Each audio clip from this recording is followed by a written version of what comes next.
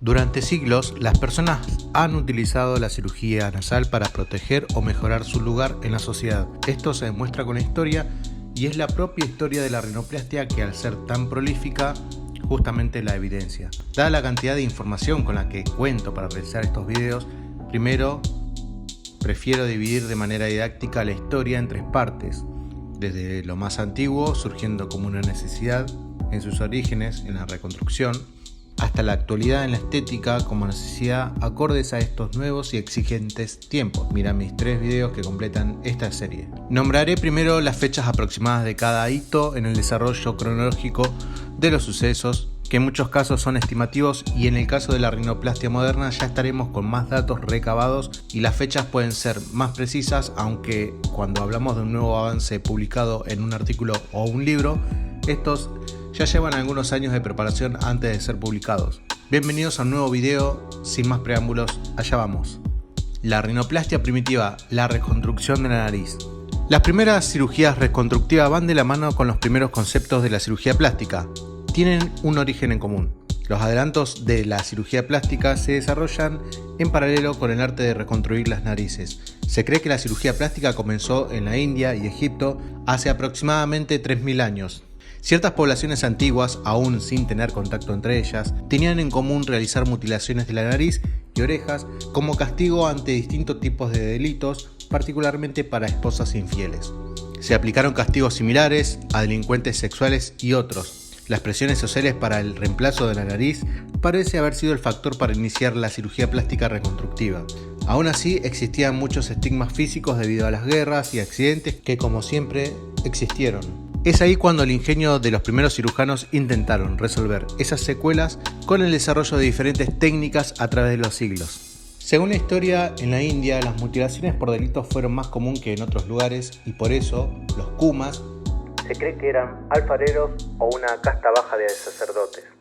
Seguían los principios quirúrgicos de un texto en sánscrito sobre cirugía, atribuido a Susruta, en el capítulo 16 del Samhita, texto básico de la cirugía de la civilización hindú, en el que se detallan los procedimientos reconstructivos utilizando colgajos de avance desde la mejilla. En él decía: el cirujano, tomando un molde del tamaño exacto de la nariz sobre la mejilla, que todavía está unida a la misma por un extremo, la inserta rápidamente en su posición después de haber reavivado el lecho y lo asegura con un vendaje preciso. Una vez fijado, se espolvorea con sándalo rojo, raíz de regaliz y antimonio. Luego aplicaban un paño suave y lo rociaban frecuentemente con aceite de sésamo. Los pacientes debían recibir ghee para beber, que es una especie de mantequilla clarificada. Cuando la nariz reconstruida quedaba unida, el pedículo se dividía. Si los huesos de la nariz eran pequeños, se debían tratar de agrandarlos. Si tenían demasiada carne, debían adelgazarse a su tamaño natural. En el mundo occidental, el primer intento de restaurar la pirámide nasal se remonta a la primera mitad del siglo XV y fue realizado por miembros de la familia Branca de Catania, Sicilia. Gustavo, en la primera mitad del siglo XV, desarrolló el procedimiento utilizando piel de la mejilla. Es probable que esta técnica realizada por Gustavo haya llegado a Italia desde la India. Es posible que algún viajero o algún aventurero pudiera haber traído la información desde la India al Medio Oriente y desde aquí a Sicilia en el momento de las cruzadas. Aunque de esta hipótesis no hay rastro en ningún escrito. El hijo de Gustavo, Antonio, ya famoso como cirujano reconstructivo a mediados del siglo XV, realizó mejoras considerables en la operación, seleccionando otro sitio donante, estéticamente menos importante, como lo es el brazo. El impacto fue enorme y en pocos años los escritores contemporáneos informaron la operación en textos no médicos, asombrados por los milagrosos resultados obtenidos hasta el momento. Pietro Ranzano, obispo de Lucera, mencionó al cirujano Branca y su arte de restaurar las narices en Annales Mundi, una crónica de los acontecimientos ocurridos hasta 1442. El primer relato impreso apareció en una carta escrita alrededor de 1450 por el poeta apuliano Elisio Calencio, a mediados del siglo XV, a su amigo Orpiano. Decía: si quieres que te reparen la nariz, ven aquí. La gente cree que es un milagro. Branca, un hombre talentoso de Sicilia, ha aprendido cómo injertar la nariz con el brazo. Si vienes, asegúrate de volver a casa con una nariz tan espléndida como la que deseas. El único texto sobre la rinoplastia de Branca fue el libro de los vendajes, escrito en 1460 por un alemán caballero de la Orden Teutónica y cirujano del ejército. La descripción del procedimiento es técnicamente muy precisa, pero no fue útil para los contemporáneos, ya que el manuscrito permaneció oculto en una biblioteca alemana durante más de 400 años y se publicó en 1868. Afortunadamente para nosotros, la información sobre la operación llegó unos años más tarde, en 1502, cuando Alessandro Benedetti, profesor de anatomía y cirugía de la Universidad de Padua, publicó un libro de texto sobre anatomía o historia del cuerpo humano. Al describir la nariz desde un punto de vista anatómico, explica con una gran cantidad de detalles, casi 100 años antes que Tagliacozzi, cómo es posible repararlo en caso de una amputación utilizando un colgajo pediculado delineado en el brazo. Aunque nunca realizó la operación y no nombró a los cirujanos, presumiblemente Benedetti se refería a los Brancas. Alrededor de 1460, con la muerte de Antonio, el método de Branca, guardado como secreto familiar y transmitido solo de boca en boca, quedó oculto en Sicilia. La reconstrucción nasal se realizó nuevamente solo después de un retraso de algunos años, segunda mitad del siglo XV, en la otra costa del estrecho de Messina, en Maida, un pueblo en Calabria al sur de Italia, por miembros de la familia de Vianio. Comenzando con Vincenzo, la rinoplastia continuó con su sobrino Bernardino, primera mitad del siglo XV, pero sobre todo fueron los hijos de Bernardino, Pietro y Paolo, quienes establecieron una clínica en Tropea, una aldea en la costa norte de Calabria. La fama de Pietro estuvo tan extendida en Italia durante más de 20 años que el historiador napolitano Camilo Porcio, que sufrió una grave lesión nasal, fue a Tropea para que le solucionaran su problema. Al finalizar la operación realizada, con un colgajo de piel tomado de su brazo izquierdo y mantenido en posición durante 15 días, escribió una carta fechada en julio de 1561 a su amigo el cardenal Seripando, informándole sobre el resultado exitoso de la reparación.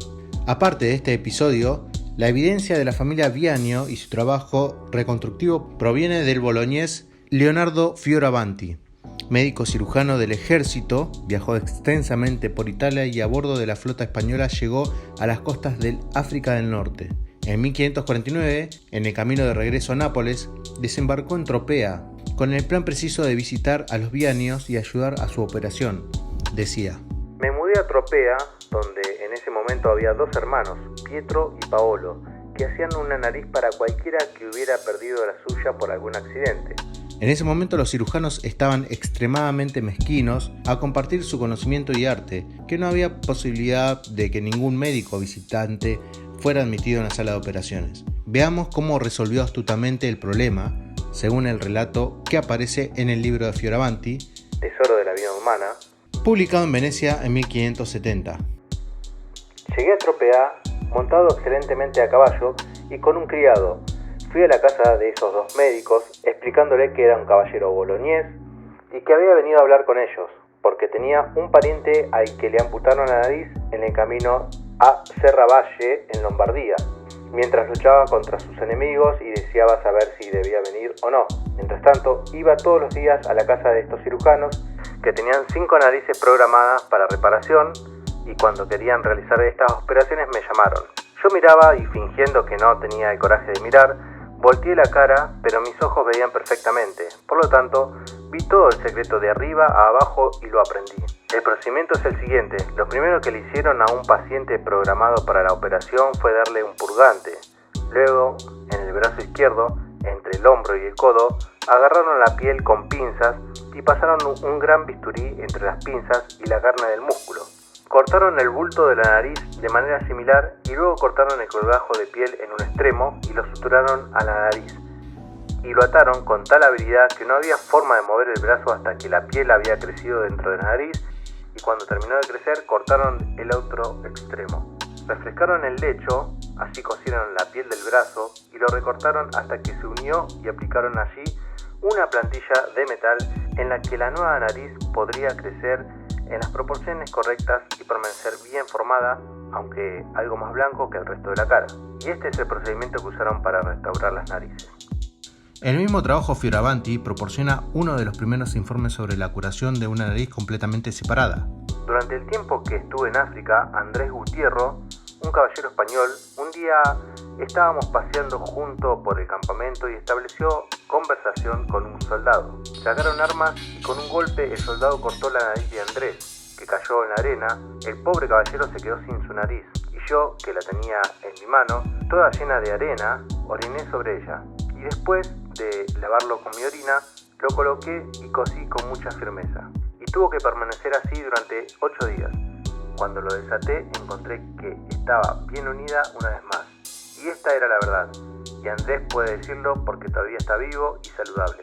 Fin de la primera parte, para un total de 3. Si quieres ver toda la historia, mira los demás videos que aparecen aquí enlazados. Soy el Dr. Rodrigo Mina. Si te gustó, comparte, likea y sígueme para no perderte ninguna novedad. Nos vemos en el próximo video. Chau.